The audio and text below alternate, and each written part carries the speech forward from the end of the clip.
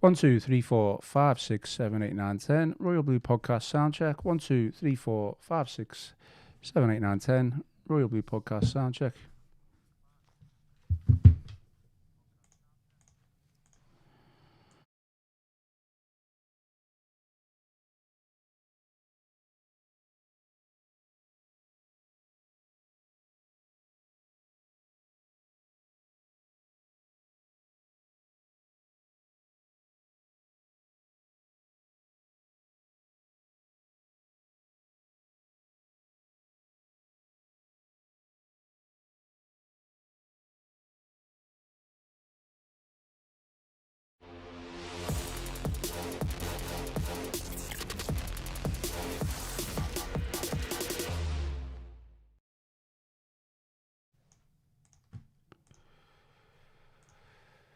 Hello and welcome to the Royal Blue Podcast. It is the post-match show reaction with me, Ian Kroll, and Tony Scott. We're here to talk all things Everton and West Ham. A 1-1 draw for Everton after taking the lead. We are live, so get your questions in, get your comments in, and let us know your thoughts on tonight's match. Give us your verdict throughout. Just a word for our sponsor before we do get going. To get the best discount off your NordVPN plan, go to nordvpn.com/EFC. Our link will also give you 4 extra months on a 2-year plan. There is no risk with Nord's 30-day money-back guarantee, and the link is in the podcast episode description. Tony, how are things? Okay? Not great, I guess? No, after that, probably a draw was a fair result.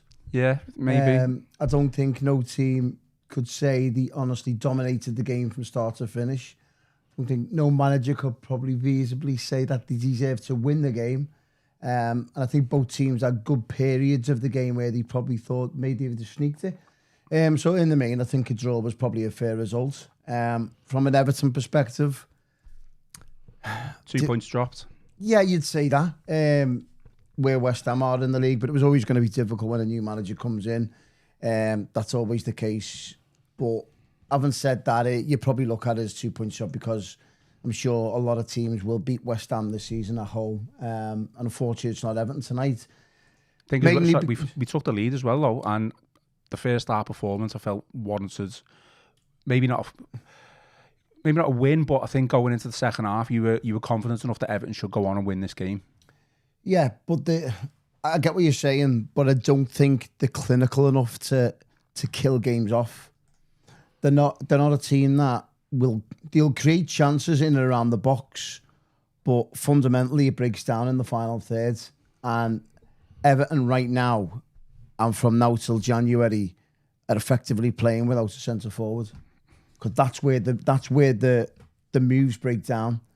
And you can say we're going to probably speak about Jack Grealish soon, but when Grealish and Ndiaye get on the ball and they're creating and making things happen, it breaks down in the final third because there's no movement in the box at all. That performance from Betto today was, I wouldn't even say it was averaging. I really, really wouldn't. There's not one positive to come from that display from an attacking final third. He doesn't hold the ball up. He looks to me, when you're watching a player, and listen, I'm just judging him on pure quality. Everton has paid £7 million, whatever it was for him. He looks to me as if he's got no game intelligence. He doesn't know whether to make runs. His link-up play is awful. His hold-up play is shambolic. And I look at other teams in the Premier League, and every single team in the Premier League has got better centre forwards than Everton. Every team. And that's fundamentally what's going to hurt Everton from now till January until they sort it out. Because Everton need, right now, I hope the recruitment team are searching all over the globe to get us a centre forward in January, because we're not going to kill teams off while we're on top in periods of play. It's all well and good, you're dominating possession, you're creating, I wouldn't say creating chances, but while you're dominating games and in good passages of play, you need A, movement off the ball, or B, someone to hold the ball up, and C, try and be clinical if possible. And we've got neither. Barry and Betto, the the transfer purchase of Thierry Barry is obviously one for the future. He's still massively raw with just potential, but he's nowhere near ready for Premier League football. And Betto, we've seen 67 games of football in the Premier League. Of 35 of them have been starts. He's not good enough for Premier League football. All of us can probably categorically agree on that one. So we're chasing a lost cause now. We really, really are. I think you're being a little bit harsh, to be honest. On Betto. Yeah, I think he wasn't great. Don't get me wrong. I think he was certainly better in the first half than he has been in previous encounters. What's he good at? Well, again, I'm just going to repeat myself completely. But we're not playing to his strengths whatsoever. There was one chance in that. I think it was the second half today where the ball was played in behind and he ran onto it. And that was the only time we did that. And what happened then? No, it went out for the goal kick. Yeah, that's fine. Yeah, but that's not fine, is it? If you want to win games of football, I'm saying I'm agreeing with you. I'm saying that is fine. So look, that was a Fulkrug who played up front for West Ham today. He looks nowhere near Premier League standard, but you know what? He bullied Tarkowski all over the pitch. That's the issue. Tarkowski had a poor game. Exactly, and it was down to him. It was down to him laying a glove on him. Betto isn't laying gloves on centre backs at all, and all the only. I'd say the attribute he's got is getting in behind, and that ball is getting behind, but fundamentally it's going out. Okay. It's bouncing everywhere. But I think, to be honest, how many games in are we now? 6. Yeah. It's a bit of a weak argument, although I don't disagree with you. It's a bit of a weak argument to start talking about needing a striker now when we're so far away from January. I was saying this was the transfer window shut. I said it all last season.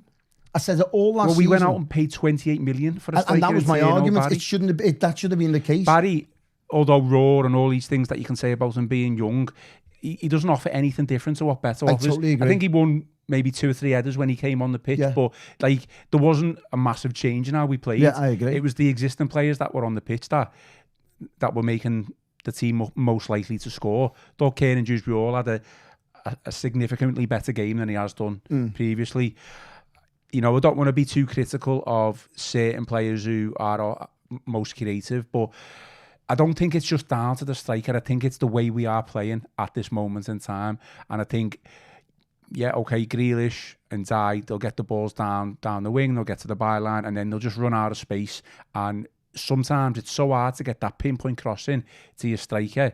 I mean, it's not as if today as if Barry missed a gilt-edged chance or Betto missed a gilt-edged chance. Yeah, if he kept missing chance after chance after chance, I'd be a bit like, come on. But the ball's getting played in the 6-yard box and they're nowhere to be seen. It's not always getting played in the 6-yard box. So basically, there's a lot of passages of play there where the ball's getting pulled back in the 6-yard area and they're nowhere to be seen. And I can totally understand. He's just being crowded out by the opposition defence. That's all he's. What do you want him to do? Well, what Mateta does, what Haaland does, what there's a lad there who Brentford. No, you're just naming players though. You need specifics, don't you? Intelligence, get in front of your defender. That's what you do. That's what all the good centre forwards do. They get in front of the defender. That's what they do. Betto has got no game intelligence of how to lead the line in the Premier League. He doesn't understand that. No, you can't teach that. You can't teach it. I don't disagree with you, but again, if you're gonna the starting lineup today, pretty much as you expected in terms of who you thought. Barry or Betto, it could be any of them. But no, but obviously Moyes went for Betto, didn't he? So by default, I guess he's kept faith in Betto to an extent. But if you're going to keep faith in your striker, play to his strengths then. Play to his strengths. You need to find a way to create space behind the opposition defence for him to run onto, and we're just not doing that at all. We haven't got the players to play like that. That's what I'm saying. We're a different Everton team now. We've got Dewsbury, we've got NGI, I wouldn't play Grealish. Betto then. I wouldn't even play Barry because Barry can't really hold the ball up or run the line. Barry can probably hold the ball up a little bit better than Betto can. The problem is I understand that difference. we've got footballers now at Everton. We didn't have them last year.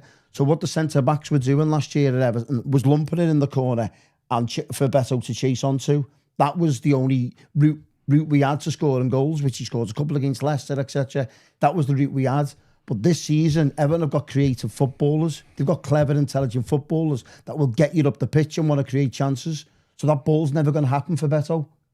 That's the key issue here now. I think there's a lack of penetration as well from Ndiaye and Grealish at this moment in time.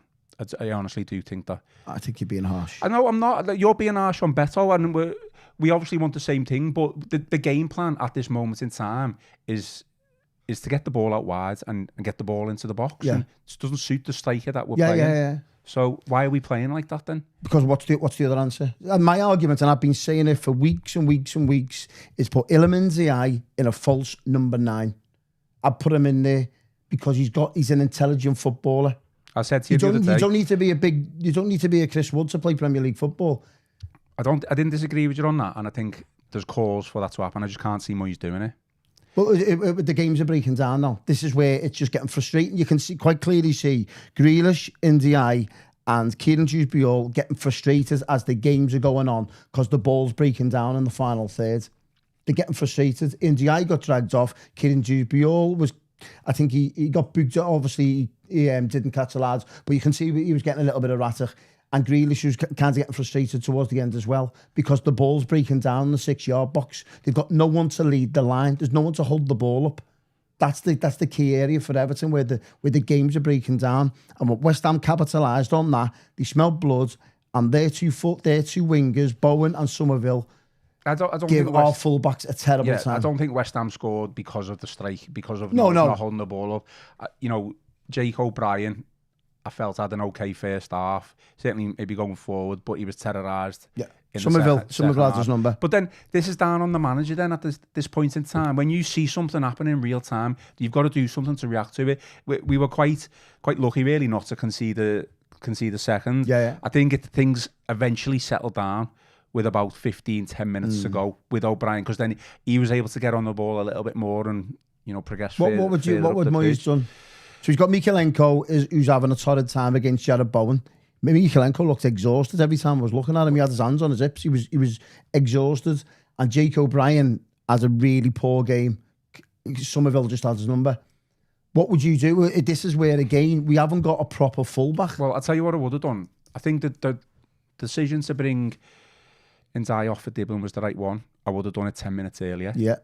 I think he was running to the ground, Ndiaye. And I don't think he had his best game. I think his defensive attributes was the thing that's shown today, certainly in the first half, winning the ball back. He's so strong for such what seems to be a slight small footballer, and he's not. He's so strong. I would have potentially brought Adesina Gay off. I don't think he had his best game. I think he gave the ball away a couple of times, certainly in the first half. And I would have, for Alcaraz, and I would have brought Kiernan Dewsbury all further back, and I would have put Alcaraz as the number 10. Now, I thought Kiernan Dewsbury had a better game, but again, there's still, even though he was a lot more threatening from a number 10 position, I still don't think that's his number position. There was a number of times today where he was able to drive the ball from deep and make progression from an attacking point of view. And that's where his strengths lie. Yeah. Alcaraz, don't know what's going on with him. Moyes doesn't fancy him. I don't know, but he is. Didn't do himself any favours against Wolves, did he, when he was given a start? But I didn't think he was the worst player. No, he wasn't. But if you're knocking he wouldn't have been the player that I took off against Wolves, without a doubt. Certainly in the. But he was one of the players that came into the fold. But he's come in cold again. He's come in cold. He's not match fit.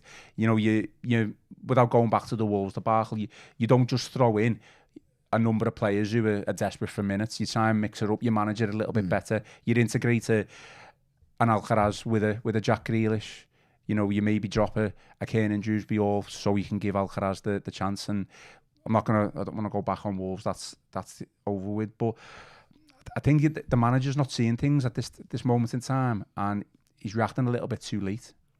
I just think his hands are tied so much in the team that it basically picks itself in a nutshell.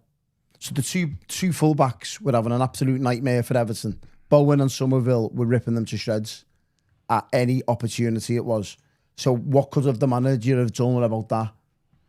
The two full-backs, Jake O'Brien's a centre-back, and Mikalenko quite clearly isn't the best of left-backs. He's a 6 or 7 out of 10. That's what he is. And I think that's the key areas now are coming back to haunt Everton in the transfer window. Yeah, they got a lot of good things done, but there was so much more in terms of improvement in that window. The key area and the most important area on the pitch, they didn't improve on. We don't know what's going to happen with Thierry Barry. He's massively just raw And at the moment, he's nowhere near ready to play Premier League football. And we've already got a centre forward that already isn't ready to play football. Is not ready to play football in Betto. And that was the key area Everton needed to improve on. He made a lot of signings in the summer. The likes of Adam Asnu, Merlin Roll, Thierry Barry, Tyler Dibling, all potential. They didn't sign enough players for here and now. And Everton were desperately in need of an experienced centre forward to bring in games like today. That was the key difference today. West Ham had a centre forward who isn't the best, by the way, but he can hold the ball up and he give Everton's Jim Tarkowski a torrid time. That's the key difference. You go down the 19 teams in the Premier League, they've all got centre forwards that are better than the two that Everton have got right now. And that's the key difference from now till January. I don't disagree with you about the centre forward. It's just we're going to have to put up with this till January. And even then, so I just don't think we're going to go out and spend 50, 60 million on a centre forward, are we? No, I agree, but you go and find Mateta. It's so easy to just say go and find a Mateta. There's Fulham there. Fulham have got two centre forwards, Muniz and Jimenez, both better than ours. Crystal Palace have got two, Nketiah and Mateta, better than ours. Okay, until then, we need to find a way of playing with either Betto or Barry. And my argument is Ilman India. We're not. So, because these two aren't working. They're not working. Yeah, well, quite clearly it's not working. Going to go to some of the comments here. So, Jay Warbrick says, which is interesting because the setup, which originally kind of was working at the start of the season, albeit not the Leeds game, is not working now. And I just don't think it is it? From an attacking point of view, it's certainly not. It's not doing what it was doing against the Brighton or a Wolves. I think away from you played against a poor Wolves team on the day. Don't forget. This is a poor West Ham team, by the way. And just how many subs did West Ham make? 3, 4, was it? What? So West Ham made 4 substitutions. They were able to bring fresh legs on. If it was any other team with a bigger squad, they would have used all 5 subs. And how many times have we said? But they had the centre forwards on the pitch, on the bench, unused. That would have got an our side. Callum Wilson. I think Tyler Dibling, to give him just another 9 minutes is quite poor, to be honest. I think you could see Ndiaye was struggling from about 20 minutes and he wasn't really having any impact. And it was clear that West Ham were having the better of us. So would that have made the difference for you to win the game if Dibling would have been brought on to Managerial? Like I say, I would have brought Alcaraz on as well. I'm not saying I would have brought Dwight McNeil on for Grealish. I'm not saying that, but I don't think Grealish had his best game for Everton today. But you always leave a Jack Grealish on the pitch because of what he can do. Yeah, and he's a Jack Grealish. So I'm not.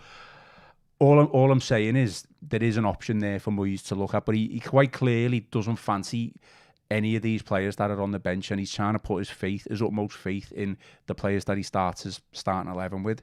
I mean, the Betto Barry sub, without going back to the side thing, it's just turning into a bit of a nonsense at this moment in time, because I agree. 1 minute, 45 minutes he'll have Betto, next 45 minutes he'll have Barry, and then he'll vice versa, he'll swap. He gave Betto a little bit more time today, 68 minutes. But I do think you're being a little bit too harsh. I think he was better today.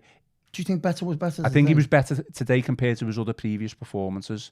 So that's why he stayed on the pitch a little bit longer. And obviously we were winning 1-0 as well.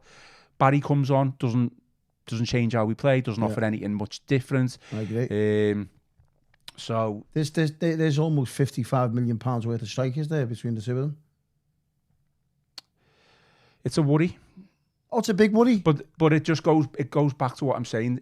If they're the two strikers and if you're going to play with them and you're not going to use Ndiaye as this false number 9, which again I don't think he will, you're going to have to find a way. He's going to have to. You're going to have to find a way of playing with Betto or Barry. Again, we're going to be... We're going around in circles. I get it. It's a frustrating night because first half I genuinely thought we were solid. I didn't think West Ham didn't have any clear-cut chances. I just thought we looked solid enough, and we should have gone into that second half feeling confident enough. And then the fullbacks have had a torrid time. And West Ham have got 2 quality wingers there. It goes back to the fullback situation as well. It's not just the strike situation. Yeah. Jake O'Brien is not a fullback, and it's starting to show now against teams with high-quality wingers. Yeah, and don't forget as well, Mikalenko and Jake O'Brien for the defensive qualities that they have got, they desperately lack going forward. And when Iliman Ndiaye and obviously Jack Grealish get the ball, you're looking for overlapping fullbacks to create the space. Hence why when Ndiaye comes in and Grealish comes in, the shots are getting blocked quite a lot because you've got no overlapping fullbacks to take defenders out wide. But that goes the same with the striker though. Shots are getting blocked and there's just lack of space for anyone to manoeuvre it. Key areas of the pitch. Key areas of the pitch where you look at West Ham's fullbacks, you look at the wingers, terrorised Everton's. In the end, they were absolutely knackered and praying for the final whistle. O'Brien and Mikalenko in the end. A lot of them Everton players looked absolutely shattered. Two positives though for me today.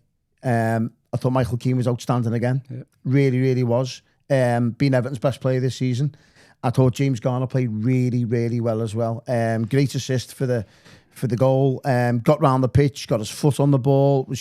And if anyone, he looked the best centre midfielder out of either him or just a guy, to be honest. Yeah, and he's taken on the mantle, hasn't he, from what we've questioned him on in the past. James totally Garner, agree. I think the criticism in the past has been warranted. I don't think we've been overly critical. I think we've always thought James Garner is a good player, but where does he fit into this team? He's starting to show now where he fits into this team. Player rating wise, I gave him an 8. Michael Keane, he was my man of the match. Gave him a 9. Yeah. What a header! Very similar to the Aston Villa chance that he had the other week, where Martinez tipped it over. Obviously, that one against Villa was very unlucky not to go in. I think his overall game, Michael Keane as well, was just there. Yeah. I think interesting question. I know there's been a lot said about questions when Jarrad Branthwaite's going to come back into the team. Probably could be still a while off from what we're being told. I've been away, so is that right? Yeah. Could be a couple of weeks. We don't know. If he does come back soon and things carry on the way they're going, I'll tell you what. It won't be Keane going off the team. It'll be James Tarkowski. I'll tell you who will be going off the team. Here's my guess. Mikalenko. Why don't you play Betto on the left? Not Betto, Branthwaite. But try Betto left back, that might work. You don't know. I wouldn't be surprised because I think Moyes gave something away in the press conference before this game on Friday, I think it was. And he mentions about Jarrad Branthwaite. He said, yeah, on the left-hand side. Don't be surprised if Jarrad Branthwaite is on the left side of an Everton back four, where Everton are basically playing with 4 centre-backs. It's an option, isn't it? But I just don't think Branthwaite would love that idea. I'm sure he would do a job for the team, but... You go where you're paid to play. No, listen, I completely agree with that, but Branthwaite's at a stage of his career now where he wants to be playing centre-back regularly, obviously as long as he's fit, because he wants to be pushing for that England place. He's not going to play left back for England, is he? That's not. If anything, it will help him develop going forward, because you'll probably see more of the ball in a left back position going forward, where he can evolve, pushing into midfield, than he probably will playing centre back. Look at Julian Lescott for Everton under David Moyes. Probably started off at left back. I think he was pushing out Leighton Baines at the time, and then ran into obviously one of the best centre backs we've had in the Premier League era. So I wouldn't be surprised if Moyes puts Branthwaite into a left back pair, to be honest, and floods the back four with 4 centre backs. You're going to have some strength from set pieces there, aren't you? If you've got that as your back four straight away. But yeah, it was just it's disappointing, because normally when you come out of a match, you go, yeah, we can put things right next week, or we can. You look at that, and you look at from now till January, and there's not a lot we can possibly change. It's like, it's as you were. Whereas if you look at other teams in the Premier League, you can go, well, they can swap him, or they can change that. I think there is, though. I think you've already mentioned... With the suspension, could Moyes go 4-4-2?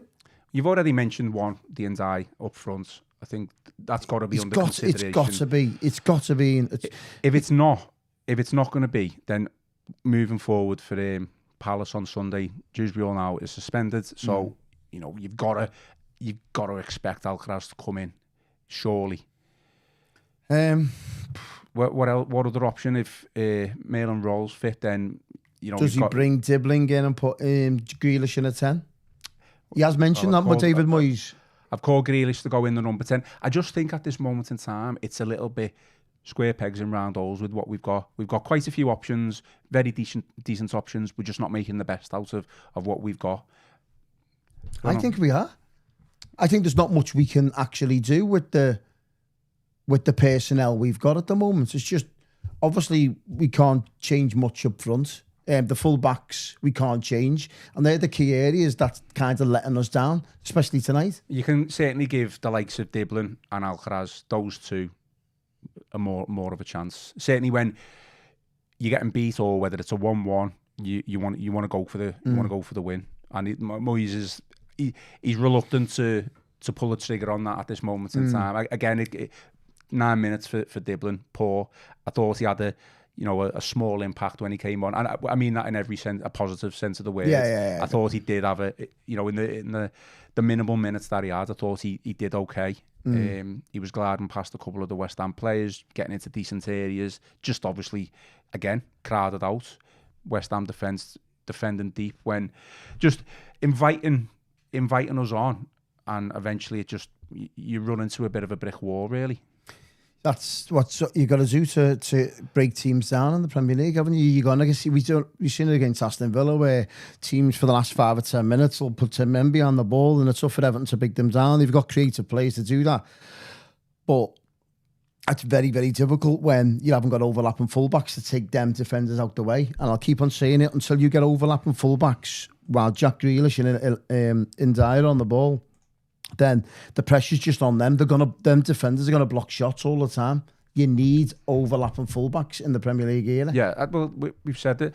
That's why I think the fullback situation is more drastic than the striker situation. So we'll disagree on that. Well, there's two contrasting opinions in the comments regarding the strikers. So Liam Bowden says, Barry and Betto, nowhere near good enough. Both of them avoid the ball. Barry runs straight towards the goal and no movement. However, Jonathan Williams, if you don't create chances, strikers aren't going to score goals. We need to create better chances. We have a lot of the ball and move it around, but don't create anything. I'm trying to find what our XG was. I think West Ham didn't create much today, but Fulgro give Tarkowski a ton of time. That's a key difference here. You're not laying a glove on centre backs. So West Ham had a better XG than us. We had 0.73. Yeah, West Ham has 1.1. 1.17. Not much, in it. One big chance, 12 shots. So again, this is just the same argument that we had the other week, that we might be getting into decent areas in the final third of the pitch, and we might be having a lot of shots, but they're not clear-cut opportunities, like you said before. James Garner, I can see James Garner now lining up for a shot, ripping it, and it just gets blocked. Yeah. It's not a clear-cut opportunity, is it? No, it's not. We had 6 shots on target, but that again, that's because you can't. There's key. I know I don't want to repeat myself, but because it's coming into James Garner on the centre of the field, is because you haven't got overlapping fullbacks to take them defenders away. If O'Brien and Mikalenko are making them overlapping runs, then them defenders have got to mark them, which frees up the space in the centre of the pitch. But because we haven't got them defenders can afford to go into the centre of the pitch and block shots. It's quite easy to defend against this Everton team at the moment, because they haven't got the overlapping runs, and because the centre forward can't hold the ball up. They're just breaking down. Villa done it. Aston Villa have done it. Brighton are going to play right up the pitch, and it probably played into Everton's hands. Wolves done exactly the same. Yeah, Brighton play that way, don't they? Exactly, and they're never going to do anything else. Brighton aren't going to defend on the 6-yard box, pretty much like West Ham did in periods of the game today. And for the whole of 90 minutes, Aston Villa did that. So that's where Everton are going to find it really, really tough. There's an argument to say Everton will play better against teams with a high line. They played brilliant in the Merseyside derby for the second half when Liverpool were up the pitch, because he created lots of chances getting in behind. Brighton was the same. Wolves were the same.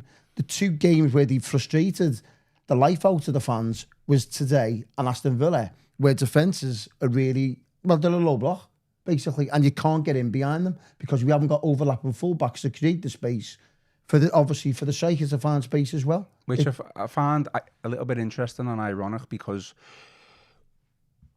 I don't think you're wrong in terms of we're changing the way we play because of the players that we've got. Grealish and Dye, Dewsbury, all, obviously technically better on the ball. Yeah. But you've just said there that we probably look a little bit more effective when there's that space for those type of players, even a striker, to run in behind. We need to learn to. I'm not saying just sit back and play on the counter or anything like that. I'm not saying that in a negative way, but we do need to learn a way of bringing the opposition onto us to just create that space. Well, we haven't got the pace to hit teams on the counter attack. But we were better on the counter attack last year, though. Do you not think? No, not really. You look at West Ham today on the counter attack. They've got Bowen and Somerville. They've got Fulkrug holding the ball, and they've got lightning pace. They've got pace. Yeah, we haven't. With that. We've got ball carriers. So our ball carriers will get you up the pitch to the 6-yard box on the edge of the box, and then that's where it's breaking down because you overlap. You've got no full-backs overlapping, which will create the space for a centre-forward or a Garner to have a shot on goal. See, that's where you'd want a Grealish to have a shot. Iliman Ndiaye and Grealish can't afford to have shots because they're permanently marked up. Just one thing, there's a comment here which I was going to bring up anyway, but someone said Mykolenko overlapped Grealish a lot. Grealish just decided not to use him. I think that statement is true, certainly in the first half. Didn't see it as much. Maybe once or twice, but you don't see it as much. Without a doubt, Mykolenko was further up the pitch in the first half than I've seen him in a lot of games this season. Whether I'd have to go back and watch it. Obviously, this is maybe that was immediate reaction. So maybe that would have been resulting in. I guarantee if that was to happen, if Mykolenko goes forward, Everton have a shot on target because it creates the space. The fullback's got to go over and mark him or their winger. So then, obviously, the space in the middle of the park. Everton had 6 shots on target today. So I'm presuming from them 6 shots on target, the fullbacks were getting up the pitch. That's the key thing here. Everton's fullback getting up the pitch, which will create the space. But is a frustrating night, and you're just coming out of it. A lot of Evertonians are saying the same thing. They're walking along Regent Road. Is that like obviously Jude Biol now suspended for the Crystal Palace game, so you're going like, what do we do? Just made the suggestion there about putting Jack Grealish in at 10, bringing Dibbling in. Well, you've got no choice. He's going to have to do something different, of course, and this is where we'll see David Moyes in his corn, so to speak, in terms of we've basically, I think 9 times out of 10, we can all probably guess Everton's strongest sides at the moment. You could flick a coin between the top 2, who starts up front. But apart from that, we can all probably second guess 9 or 10 of the starting players. Now we're going to have to see a different Everton side on Sunday, which is going to be very, very intriguing. Does he change personnel as much? Does he change formation? There's options to change the formation as well. So it's going to be really interesting to see what David Moyes does. I think that should be key. You shouldn't just be rigid in what you've what you've done in the past. So just some comments before we finish off. Yeah. David B says Alcaraz instead of Kane and Dewsbury Hall for the next game. Obviously Dewsbury Hall's suspended, so that is an option. Tazul Islam, Grealish never shoots. Frustrating. I've got sympathy because Gab Buckland's said that the other week. I know he was telling me here tonight. What was he going? What was he saying? I said, I've been proved right. I said, no. I said, would you be probably holding on to the ball too much if you had better in the box? What would you say? What's the option? Have a shot. So he's coming in, but you never see Grealish with one man in front of him. You see him getting doubled up, trebled up. No, he can't afford to get the shot, and that's where again. I'll keep banging the drum. If an overlapping fullback goes past Jack Grealish, then it creates the space for Jack Grealish to come inside. But it very rarely happens. So Grealish is basically getting marked by 2 or 3 players. So you should free up the space for a fullback to go past them. Then that lad's obviously has got to mark him up. Then Grealish can come in and have a shot. It doesn't happen. So there's 2 key areas of the pitch which is breaking down for Everton. We can all see it. We've all come out the ground, all seeing the same thing. The fullbacks don't get up the pitch to support, to create the space for Ndiaye and Grealish to have a shot, and the centre forward's non-existent. And that's where the key areas it's gonna hurt us from now till January. I still think a top-class striker would struggle with the way we're playing at this moment. Everton don't need a top. Obviously, you'd love a top-class centre forward, but you don't need one. That's what I'm trying to say. Mateta isn't a great centre forward for Crystal Palace, but he holds the ball up. That Fulkrug today, not a great centre forward, but he holds the ball up. He gives defences a torrid time. That's what I'm saying. Go right through the league. Thiago just signed for Brentford this summer, 27 million. He scored 4 goals for Brentford. Holds the ball up, pacey, ready for the Premier League. Betto scored 2. He scored one against Mansfield and a tapping against Wolves. Was there a change the subject? Was there a you might have seen it with the replay, but was there a handball shout on the 53rd minute for us? Should we have had a penalty? No, not really. No. I'd love to say there was a big shout for it. Yeah, basically his back was completely turned. The only thing I'd say about the referee was obviously the Keane Dewsbury yellow card, which is nonsense. Now, Keane Dewsbury now serves a suspension for effectively being booked 3 times. Yeah. Well, he got booked in the Merseyside derby for nonsense, for taking a quick free kick, and he's booked today for winning the ball. And Everton would have been in on goal, by the way, but the referee blew today. So effectively, he's been suspended for 3 yellow cards, which is pretty poor. But frustrating night. I think lessons learned. Will David Moyes learn anything from that type of performance? It'll be kind of more or less the same on Sunday, but different personnel. We asked that question against Wolves, didn't we? Oh, you've learned a lot about his fringe players that night. Which he threw under the bus, in my opinion. Yeah, he did. Because I think he did let him down. I think he let them down.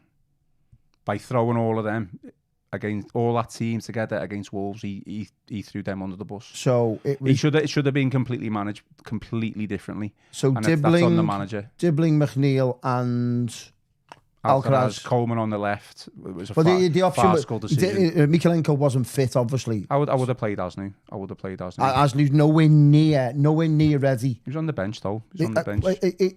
Moyes went on record on Friday and said the lad's nowhere near ready to play at this level. Again, what I raised my issue in the summer. Why is he on the bench then? Because they bought him £8 million from Bayern Munich. You can't say to someone who's you're putting on the bench, this lad, no matter how much you paid for him or how old he is, he's nowhere near ready. That's throwing someone under the bus. Well, he's not. He's basically telling you the truth, Moyes. He's telling you the truth and he's saying it as it is, whether Everton's like it or not. Barry's not ready. Thierry Barry is not ready for Premier League football. Adam Asnu is not ready for Premier League football. Tyler Dibbling remains to be seen. We don't know if he's going to be playing many games for Everton. There's a lot of players that have been bought in the summer that are just potential. There's only been Jack Grealish and Kieran Dewsbury that have been hitting the ground running straight away. And that was the big error for Everton, that they didn't make many signings that are going to hit the ground running straight away, especially from a forward perspective.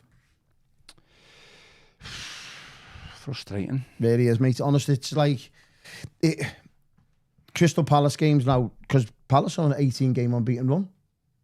They're going to be a really tough nut to crack. Not going to be an easy game. Not going to be an easy game. This was never going to be an easy game. I know West Ham have had a bad start and they've got new manager bounce, but they still didn't look great either themselves, to be honest. But this, I said before the game, actually nailed on draw, but really going up 1-0 again. I thought we looked solid. Very disappointing. Two points dropped, and even when West Ham got in the ascendancy a little bit, got 1-1 back, I still felt like there was a chance there for us to take that opportunity, and I still think it comes down to players on the pitch who, I can't even say missed chances because we didn't miss loads of chances, we just didn't create loads.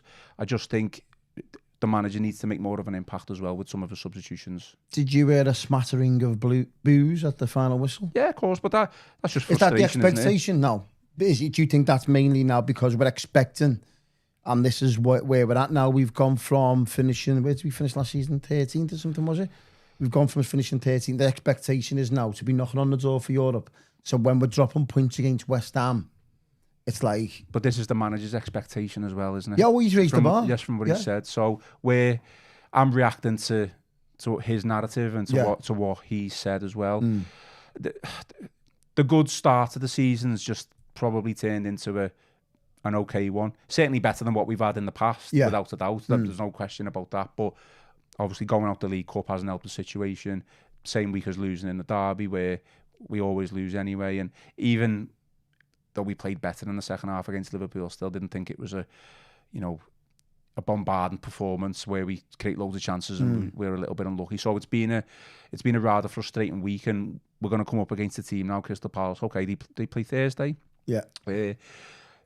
Then we played them Sunday. So at this moment in time, they are currently 18 games unbeaten. Yeah. They haven't got a good record against us at home, but records don't really mean anything, do they? So it's either way, it's going to be a tough game Sunday. I would have thought if we were going to draw one, it'd be that one, and we'd win this one. I'd be so Everton to draw today and beat Palace.